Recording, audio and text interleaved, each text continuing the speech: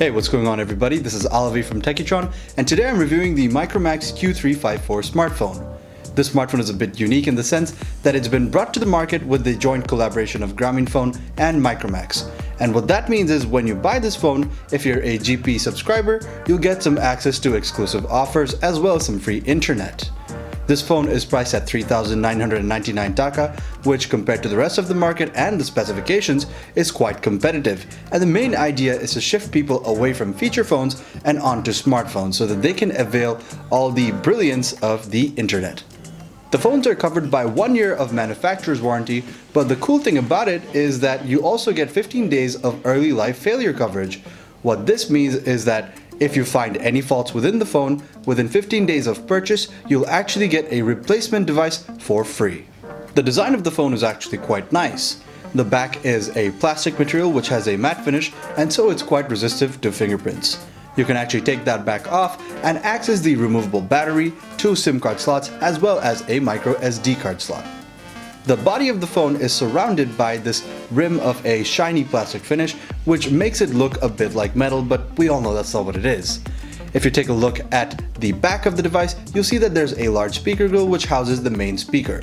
This doesn't get too loud, but I think for the price it is quite good. The buttons are a bit on the soft side, but I have had no problem with responsiveness, and so they're not an issue. The software experience on the smartphone was surprisingly good.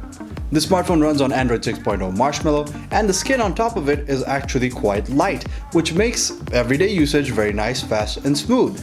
There are no unnecessary gimmicks or unnecessary features, just the things you need for a nice, smooth experience. And on this occasion, I'll have to credit Micromax for doing a very good job with the smooth launcher and with the smooth animations. The screen is a 5-inch panel with an FWVGA resolution, meaning it has 854 by 480 pixels. Now this is not the sharpest display obviously, but the main idea was to provide a large screen for better content consumption, and to that I think Micromax has done a good job. The display gets adequately bright, but the viewing angles need some work. When you tilt the smartphone from one side to the other, you'll see a bit of color shifting, and that's really where the display lets me down.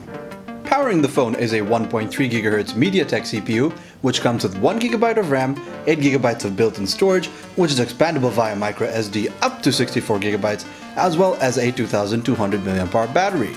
This battery might seem like a small one, but given the low demand components, it actually consistently lasted me through a day of use, regardless of whether I was using it sparingly or a bit more intensely. The performance of this device was surprisingly good, and I think I'm using the word surprising a bit too much because this is quite an affordable device and it's performing quite well. I played Asphalt Extreme on this smartphone, and with low settings it ran very smoothly with little to no noticeable stutter, and that's something that I think is going to draw customers to this device. The main camera is a 5 megapixel sensor, and the front-facing camera is a 2 megapixel sensor. This is quite good in the sense that most competing devices at the same price have a 2 plus 2 megapixel combination, and so this puts this smartphone a bit higher up in the spec race. Now, an unfortunate aspect of this camera is that it has a fixed focus, meaning you cannot tap to focus. So whenever you're taking a photo of something, you need to make sure that it is in focus because you can't adjust that after you're standing at a particular place. But let's talk about the image quality itself.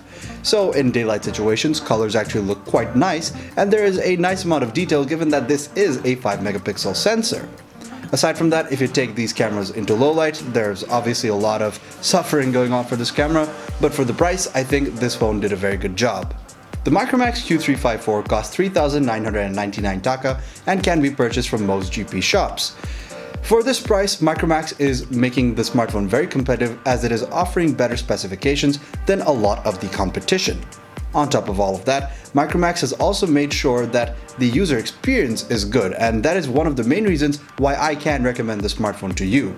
It's got a good build and can actually play some games, and I think that will attract some buyers.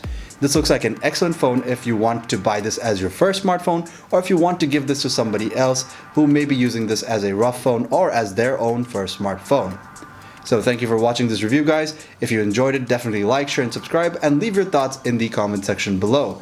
We're going to have some more awesome content coming in the following weeks, so definitely make sure you subscribe and stay tuned for more nice content. Thanks for watching. This is Alavi, and I hope to see you in another video.